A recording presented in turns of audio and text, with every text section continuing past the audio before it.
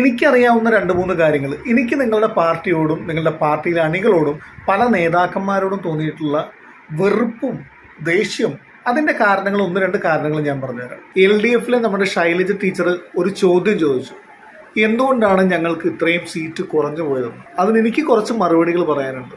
ആദ്യം നിങ്ങൾ ശൈലജ ടീച്ചർ പറഞ്ഞൊന്ന് കേട്ടു നോക്കും, എന്നിട്ട് ഞാൻ പറയുന്നത് നിങ്ങൾ കൃത്യമായിട്ടൊന്ന് കേൾക്കണം കേട്ടോ, മുഴുവനായിട്ടും കേൾക്കണം. പറ്റുമെങ്കിൽ ഷെയറും ചെയ്യണം. ഞങ്ങൾ ഇനി എന്ത് ചെയ്യണം? ഇടതുപക്ഷം, കേരളത്തിൽ ഇടതുപക്ഷം ഇല്ലാതായി പോകരുതെന്ന് എല്ലാവരും പറയുന്നുണ്ടല്ലോ അല്ലെ? അതെല്ലാവരും ഒരു സ്റ്റൈലായിട്ട് പറയുന്നുണ്ട്. കേരളത്തിൽ ഇടതുപക്ഷം ഇല്ലാതായിക്കൂടാ, കേരളത്തിൽ മാർക്സിസ്റ്റ് പാർട്ടി ക്ഷീണിച്ചുകൂടാ. അപ്പൊ ഞങ്ങളും പറയുന്നത് മാർക്സിസ്റ്റ് പാർട്ടി ക്ഷീണിച്ചുകൂടാ. അതിന് ഞങ്ങൾ എന്താ ചെയ്യേണ്ടത്? എന്താണ് ഇത്രയധികം വോട്ട് ഞങ്ങൾക്ക് കിട്ടാതിരുന്നത്? അതെങ്ങനെയാണ് അത് തിരിച്ച്? ഒരുപാട് കാര്യങ്ങളുണ്ട് അതിൽ. എന്നാൽ അതിലുപരിയായിട്ട് പാർട്ടിയുടെ ശക്തി കേന്ദ്രങ്ങളിലടക്കം വോട്ട് കുറഞ്ഞിട്ടുണ്ട്. അപ്പൊ ആ ചർച്ചയാണ് തലങ്ങും വിലങ്ങും നടക്കുന്നത്. ടീച്ചറെ, ഈ ചോദ്യം തന്നെ അസ്ഥാനത്താണ്. കാരണം നിങ്ങൾക്ക് മനസ്സിലാകണം നിങ്ങൾ എന്ത് ചെയ്താലാണ് നിങ്ങളുടെ സ്ഥാനം വീണ്ടെടുക്കാൻ പറ്റുക. അത് നിങ്ങൾക്ക് മനസ്സിലാകാത്തിടത്തോളം കാലം നിങ്ങൾക്ക് ഇനി തിരിച്ചു വരാൻ പറ്റില്ല. ഒരുപാട് ജനങ്ങൾ, പാർട്ടിയിലെ അണികളല്ല, സാധാരണ ജനങ്ങൾ പറഞ്ഞുകൊണ്ടിരിക്കുന്ന കാര്യങ്ങളുണ്ട്. ഇതൊക്കെ നിങ്ങൾ കേൾക്കുന്നു, പക്ഷെ വിലക്കെടുക്കാറില്ല. നിങ്ങൾക്ക് തോന്നിയ പോലെ തന്നെയാണ് സഞ്ചരിച്ചുകൊണ്ടിരിക്കുന്നത്. അതുകൊണ്ട് തന്നെയാണ് ഇത്തവണ 35 എന്നുള്ള രീതിയിൽ സീറ്റ് കുറഞ്ഞു പോയത്. ഇനിയും ഇതുപോലെ തന്നെയാണ് തുടരാനുള്ള ഭാവമെങ്കിൽ 35 എന്നുള്ളത് ചിലപ്പോൾ 5 പോലും കിട്ടണമെന്നില്ല. എന്നെപ്പോലെ ഒരുപാട് സാധാരണ ജനങ്ങളുണ്ട്. അവർക്ക് മനസ്സിലായ ഒരു കാര്യം, നിങ്ങൾ സാധാരണ ജനങ്ങളുടെ മനസ്സിൽ നിന്ന് പോയി ഇനി അത് തിരിച്ചു പിടിക്കണമെങ്കിൽ അതിനുവേണ്ടി പ്രവർത്തിക്കണം, പ്രയത്നിക്കണം. അല്ലാതെ കോൺഗ്രസിനെയോ മറ്റു രാഷ്ട്രീയ പാർട്ടികളെയോ കുറ്റം പറഞ്ഞ് തൊടുന്നതിനും പിടിച്ചതിനൊക്കെ അവരെ എതിർത്ത് നിന്ന് പ്രക്ഷോഭം ഉണ്ടാക്കി നടന്നിട്ട് ഒരു കാര്യമില്ല എന്ന് മാത്രമല്ല, ഉള്ള ഒരു വിലയും കൂടി ഇടിഞ്ഞിടിഞ്ഞിടിഞ്ഞ് ഒട്ടും ഇല്ലാണ്ടായി പോകും. എനിക്കറിയാവുന്ന രണ്ട് മൂന്ന് കാര്യങ്ങൾ, എനിക്ക് നിങ്ങളുടെ പാർട്ടിയോടും നിങ്ങളുടെ പാർട്ടിയിലെ അണികളോടും പല നേതാക്കന്മാരോടും തോന്നിയിട്ടുള്ള വെറുപ്പും ദേഷ്യവും, അതിൻ്റെ കാരണങ്ങൾ ഒന്ന് രണ്ട് കാരണങ്ങൾ ഞാൻ പറഞ്ഞുതരാം. ഒന്ന്, വായെടുത്താൽ നുണയെ പറയുന്നുള്ളൂ.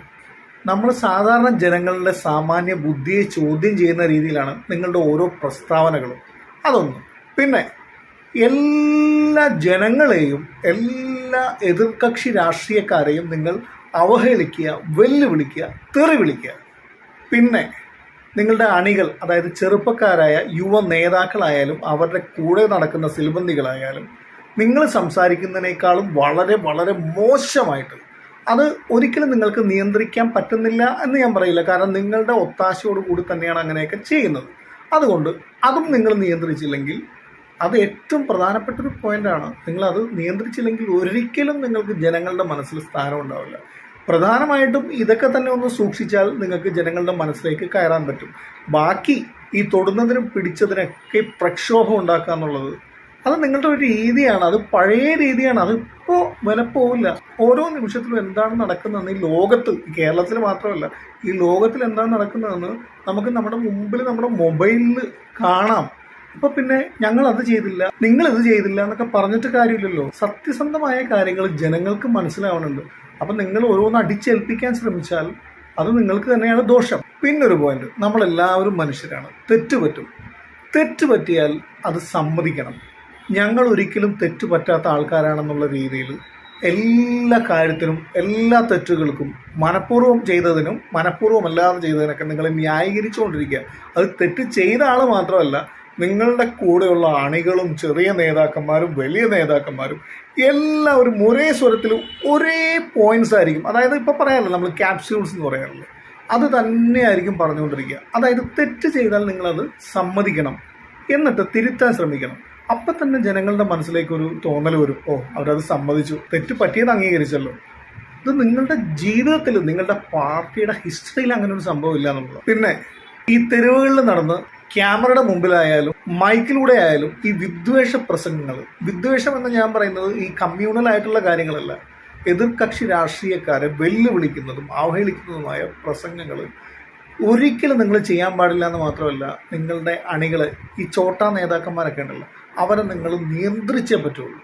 പിന്നെ മര്യാദ കാണിക്കുക, പ്രതിപക്ഷ ബഹുമാനത്തോടു കൂടി എല്ലാവരുടെ അടുത്തും സംസാരിക്കാനായിട്ട് നിങ്ങളുടെ അണികളെ പഠിപ്പിക്കുക. അത് നിങ്ങൾ ആദ്യം ചെയ്ത് കാണിക്കണം.